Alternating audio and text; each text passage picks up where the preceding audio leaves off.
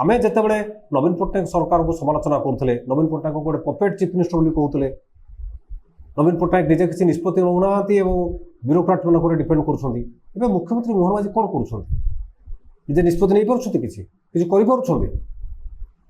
2 वर्षर एतिक उपलब्धि कहुपर आम महरगर आसी कांतार पड़ जाइए ओडिशावासी महरगर आसी कांतार पड़ जाइए आउ थे भावा दरकार आ जो बीजेपी केंद्रीय नेतृत्व जो मैंने अच्छा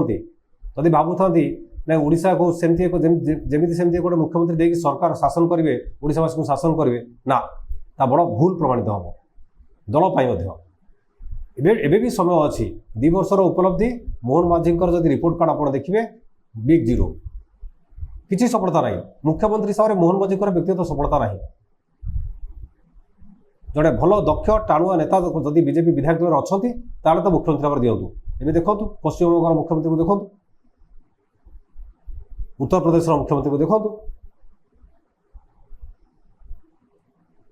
भॉइस थी दरकार ना कम करने खाली सादा सादा फोटो उठेले हम आपको जदि 2 वर्षर उपलब्धि को जदि दल न सुजाड़ न सुधार दल महंगा सब्यस्त हम लोक मैंने हृदबोध करने आरंभ कले सुधार आरंभ कले।